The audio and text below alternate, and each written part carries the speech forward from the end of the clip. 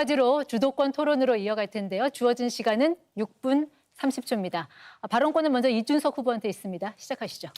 예, 이재명 후보님, 지난 토론에서 저한테 극단적이라고 계속 말씀하시면서 김문수 후보에게는 원전 질문하면서 후쿠시마 체르노빌 얘기를 하면서 한국 원전의 안전성에 대해 가지고 확신을 가지지 못하는 모습을 보이셨습니다. 이게 오히려 한국의 대통령이 되시겠다는 분이 한국 원전에 대해서 불신을 가진 극단적인 상황이 아닌가 생각하고요.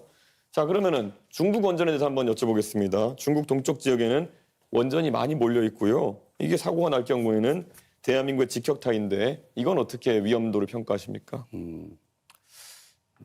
저는 대한민국 원전을 불신한다고 한 바가 없어요. 안전성에 우려가 있다. 안전성에 우려가 있죠. 그 안전관리 비용이 엄청나게 많이 든다는 말씀을 먼저 드립니다. 사고는 잘 안 나겠죠. 그러나 사고가 날 경우에는 엄청난 피해가 발생할 수 있다. 그게 50년에 한 번이든 100년에 한 번이든 그 점을 고려해야 되고, 중국 동해안에 원전들이 많이 있는 건 저도 아는데 그 점과 거기 원전 많으니까 우리나라에 원전 많아도 괜찮다, 그런 건 아니죠. 거기가 위험하니까 우리나라 위험해도 괜찮다, 그렇게 말하면 안 되는 거죠.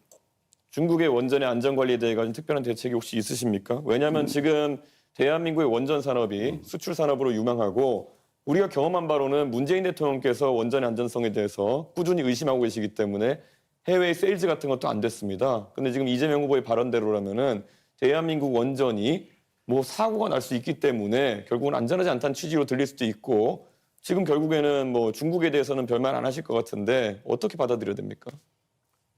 역시 제 말을 좀 왜곡하지 않으면 좋겠다는 말씀을 먼저 드리고요. 원전이, 대한민국 원전이 위험하다, 더 불안하다라고 말한 바가 없어요. 그렇게 주장하지 않아요. 원전의 일반적인 위험성을 얘기하는 거죠. 또 원전이란 지금 당장은 싼 게 맞지만 폐기물 처리 비용이나 또 위험을 비용으로 환산했을 때 그걸 계산하면 엄청나게 비싼 에너지일 수도 있어요. 또 한 가지는 지금 이미 유럽에서는 원전 생산 원가보다 풍력 발전 원가가 더 떨어지고 있습니다. 그 점을 고려할 필요가 있어요. 그거 다 감안해가지고 원전이 더 싸다고 제가 그때 말씀드린 거고요. 그 LCOE라는 단가로 말씀드린 거고요. 그리고 지금 미세먼지 문제 때문에 이재명 후보께서 중국과 일본과 협력하겠다는 취지로 말씀하셨는데요. 네. 미세먼지는 편서풍지대에서 서쪽에서 날아들어오는 것인데 일본과 어떤 협력을 하겠다는 건지가 애매하거든요. 결국 중국이 미세먼지의 원인의 대부분이다라는 것을 말하는 데 있어가지고 일본이 개입할 여지가 있는지, 실제 일본 같은 경우에는 일본 대부분 지역이 중국발 미세먼지 영향권에서 벗어나 있습니다. 어떤 협력을 일본과 하시겠습니까? 글쎄요. 거기서 완전히 벗어나 있다는 것은 저는 우리 이준석 후보님의 일방적 의견 같고요. 그게 한반도까지는 피해를 끼치는데 일본에는 전혀 피해를 안 끼친다, 일본에는 아무 관심이 없다, 저는 그렇게 생각하지 않아요. 그리고 똑같은 피해 반경 안에 있기 때문에 저는 일본도 같은 입장이 있을 수 있기 때문에 일본과 협력해서 중국에 대응하면 우리 혼자 하는 것보다 훨씬 낫지 않겠느냐, 당연히 그렇게 생각합니다. 대한민국의 미세먼지 중에 중국발 영향력은 30에서 60% 수준으로 알려져 있고요. 일본에 미치는 영향력은 2% 정도다라고 알려 있습니다. 그렇기 때문에 데이터와 맞지 않는 이야기를 지금 하고 계신 것 같고요. 탈석탄, 감원전이라는 이야기 하셨습니다.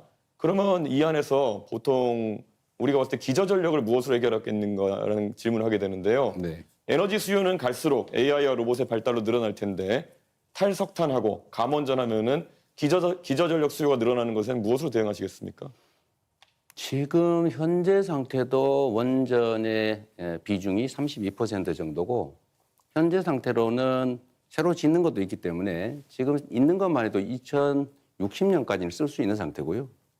그 사이에 재생에너지니까 뭐 풍력이든 태양광이든 이 재생에너지 비중을 대폭 늘리고, 그 사이에 지금 막 급속도로 발전하고 있는 에너지 저장 시스템, 이걸 최대한 활용할 필요가 있고, 예를 들면 양수발전소라든지 이런 기존의 시스템을 알겠습니다. 활용할 여지가 많이 있죠. 양수발전소 같은 경우에는 또 다른 환경 파괴를 낳는다는 이야기가 있는데요. 결국에는 산을 깎아가지고 결국 많은 댐을 만들겠다라는 것이고, 그렇지 않습니다. 그럼 왜 물리적 그렇게 저장을 단정하세요? 하겠다는 기존의 것인데, 양수발전소들이 있잖아요. 예, 그런데 양수발전소의 기존 용량을 그러면은 최대한 활용하겠다는 말씀이신데 부족한 용량 아니겠습니까? 안 짓고 하겠다고요? 그렇게 단정하지 말라니까요. 제가 언제 양수발전소 용량을 늘린다고 했습니까? 그것도 하나의 예라는 거죠. 에너지 저장 시스템이라고 하는 것은 다양한 방식이 있을 수 있습니다. 앞으로는 전국의 모든 전력망이 지능형으로 다 연결이 되고 밤에 예를 들면 그 자동차 배터리 꽂아놨다가 안 쓸 때는 배터리에 전기를 빼서 다른 데 공급할 수도 있어요. 이 전국의 지능형 전력망을 구축하게 되면 에너지 낭비도 적고 그런 간헐성도 상당히 많이 극복할 수가 있습니다. 결국 V2G 이런 것들 얘기하시는 것 같은데 그게 현실화되려면 우리나라에 현재 보급된 충전기 구조 같은 것도 다 바꿔야 되는 것이고요. 그리드 다 바꿔야 되는 거기 때문에 너무 가볍게 말씀하시는 것이 아닌가 이런 우려가 좀 있습니다. 이재명은 합니다라고 하면서 대선 출마 선언하신 다음에요. 쌍방울의 지주회사였던 광림이 사업 다각화한다고 하면서 임시주총을 열고 풍력발전과 태양광 발전을 사업 목적으로 추가합니다. 그래서 결국에는 올해 25년 1월부터는 재생에너지 유지보수 사업을 본격화한다고 있습니다.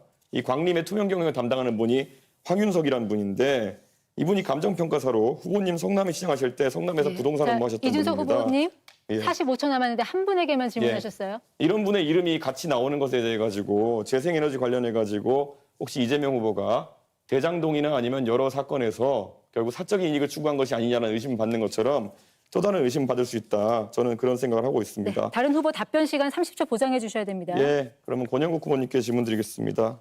예, 지금 ESS를 이재명 후보께서 말씀해 주셨는데요. ESS